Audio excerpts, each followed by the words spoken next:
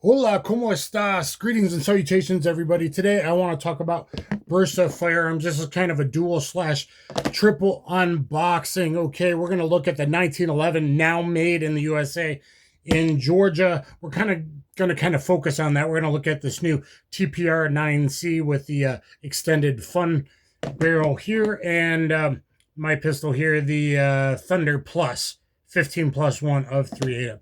So Bersa Firearms was started in 1958 by three Italian engineers, one of which worked for Beretta, moved to just outside Buenos Aires, Argentina, and started a company combining some of the letters, the beginning letters of all three's last name, i.e. Bersa. So Bersa started off making parts for a 1911 clone, which is kind of full circle cool to mention now that they're making 1911s, and a lot of people aren't aware of this. This thing's really nice. I'm going to shoot it in a few days. Very excited about that. But my experience with Bersa goes back to their full-size TPR9. I have some uh, full-figured models video, and because I named it that, the tabletop did actually well. It wasn't like censored to 1/10 of views, like because I said full-figured models. With a full-size TPR9, the full-size version of this, which became the Thunder 9, and then the TPR9, was adopted by the Argentinian forces. So Bersa's been around for a good while. Then they made their own 22 Model 90 that was pretty popular. Most of you know Bersa because you're thinking the double action, single stack version of this. The Thunder 380, this is the Plus. So this is very wide, double stack. I can do it, but I do wear an XL glove. But a nice, good budget option, typically an 8+1. 380 direct blowback, typically with 3.5-inch barrel. This has the extended, cool looking James Bond barrel there. I did a range review talking about how bigger 380s deserve some love, and you see newer ones coming on the market now because, like, 380 with like a Hydroshock Deep or Punch or an XTP from a long barrel, you're still going to get expansion and get deep enough and do good things. Okay, at least for summer carry, only going through a couple layers of clothing, not 4, 6, 10 layer winter clothing kind of thing. But longer barreled, bigger 380s, easy to control. It's not snappy like a little LCP because you have wider area to disperse the force. So these are double action, single action with a decocker. Think Beretta 84 meets Walther PPK because they look like a PPK. They've been very popular. I think they're better than a PPK. This does hit a bit low, which kind of sucks as a thing. But other than that, little fun toy. And if you were into things, being able to get their pistols still cheap with, threaded longer options, if you're into those, which I'm not, but if you were, you really want to be looking at Bersa Firearms. Okay. So I feel like they get a bad rep. The TPR9 series of pistols is rumored to pretty much be kind of copied of the Walther P88. Very few P88 and P88 compacts were made. Very, very fine firearms. The TPR9 have had in a few full-size DASA battle videos. I wish those would get more views. There are good benefits of a hammer-fired double-action, single-action pistol, especially if you're new to carrying appendix, to reholster with your thumb on the back of the hammer. Plus, you get that double-action trigger pull, and then a nice short reset here. I got the plug-in for dry fire. And actually, out of the box, out of DASA pistols, this has the smoothest, lightest trigger. This one was actually heavy to about 100 dry fires and about 50 live fires. In the range review, I comment on that.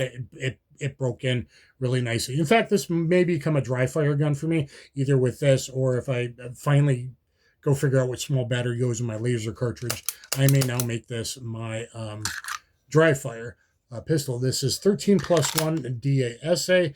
Excellent pistol. The only thing about it a little bit weird is the safety decocker. It's up to decock and back down to carry it for double action mode. Very smooth trigger. Very, very cool. You'll see it's going to be a while till you see the range review of this, and then versus my buddy's P2000 and HK and CZ P01. Okay, because there's not a lot of double action, single action pistols still made, and you get either 3.25 or 4.1 here. This I think is 4.25.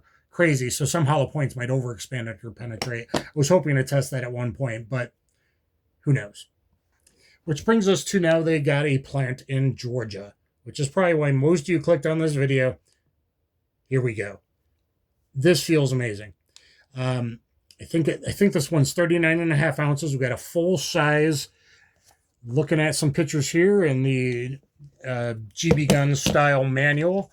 Well, they took time on the manual, which is a good thing. It really is. And I hadn't disassembled a 1911 in a while, so I cleaned all the 1911s and 2011s and whatnot, and did a video the other day. And this, out of all of them, does have the best trigger. It had a good trigger. This thing has probably been through a ton of YouTube reviewers' hands. It was filthy, and the trigger pull was like quite a bit different than after I cleaned it. So I'm glad I did, and I expect it to now function, whoops, and not have issues. Forget about that. Function and not have issues. Okay. Nice positive safety engagement. No movement on the barrel hood. That's very important on a 1911. Have very little. Let's see the slide to frame fit. Not a lot of movement. Not a lot of movement. Feels great in the hand. Look at this 25 LPI checkering. The whole thing's made out of 416 stainless steel. We got VZ grips. Feel great. Nice and tactile. A lot of grippiness. Good stuff, right? Positive safety. Now look at this trigger pull. Okay. So I'm glad I cleaned it because it was gunked up and the trigger pull was like a pound heavier with a little bit of grit. Well, because no one's ever cleaned the damn thing.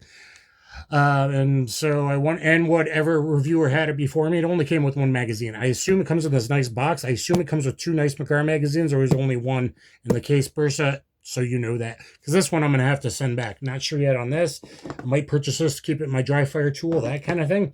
We will see. And because I've been, pretty happy with this, and it looks cool, and it's fun to cosplay like James Bond. I wish people would look at that video. Do bigger 380s deserve some love? They really do as a summer carry. They really, really do. Why? Just carry 9. Well, because it's thinner and it's lighter. So it's going to be more comfortable to carry if you're, going to the beach, man. Whatever. So anyway, back to this excellent 1911. Haven't had a full size in a while. Novak rear. We got a night sight front, night vision, night sight front. So most of the 1911 buyers probably got some aging eyes here, or going to use it defensively. Now it's full size, it's heavy.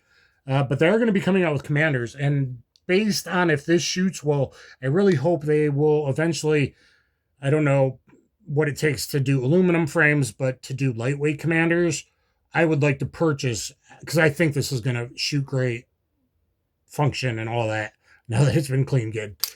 Very, very smooth. But they're going to soon release commanders, and I hope they will look at lightweight commanders made in Georgia. So that's a big deal. We got nice slide serrations here.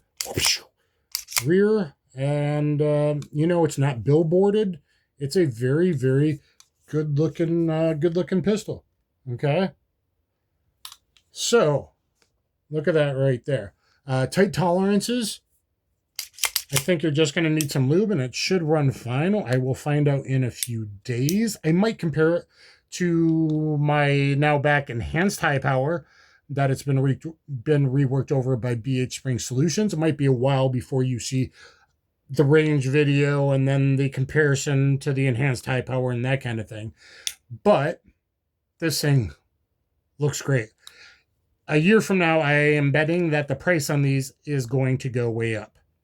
So, given that you don't hear from me that there was issues, if this performs on the range like I am expecting it to find a really well-made, American-made 1911 that still comes with checkering, and good checkering on the flat mainspring housing, the extended beaver tail grip safety, which is a must for me, commander-style hammer, positive, nice safety re-engagement, that's not over 1K, you're not going to find them. I bet this is going to be at least $100, $125 more expensive once word gets out. just from supply and demand capitalism. So if you find a good deal, I mean, about a month ago, I saw a very good deal online. And had I not known that they were sending me one at TNA, though they did say I'm going to have to send it back, I don't even think I have the option of purchasing this. Unfortunately, if you see a really good deal, looking for gun deals out there on guns,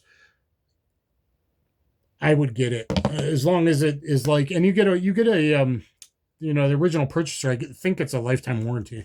I believe I should have checked. I do believe so with Bersa. The original owner gets a lifetime warranty as long as you didn't abuse it and stuff.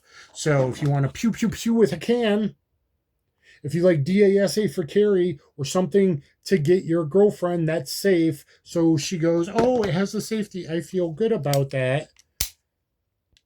And then you teach her to carry it not unsafe, but oh, that's pretty safe. It's got this not heavy. It's actually very, very smooth.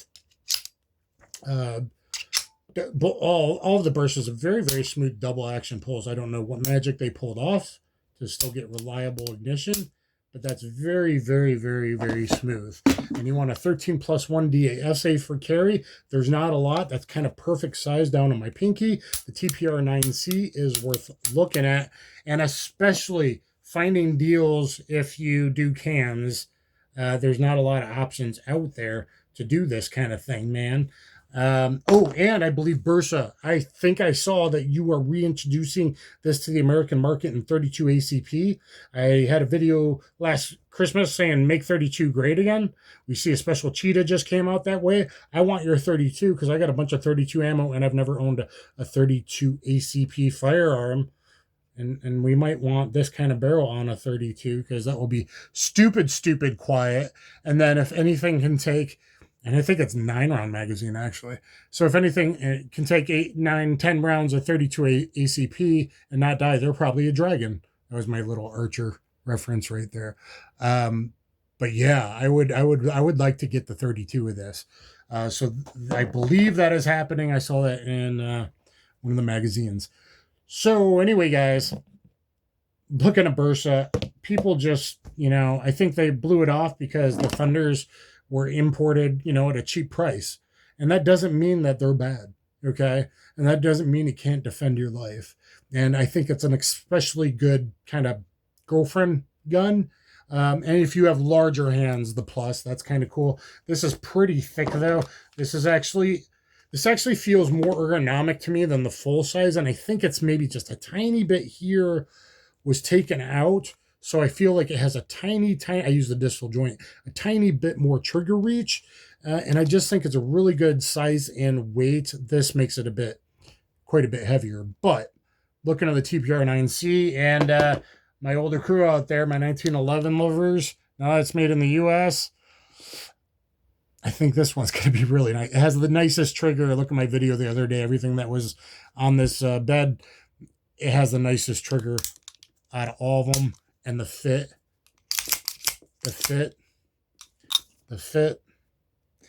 seems great.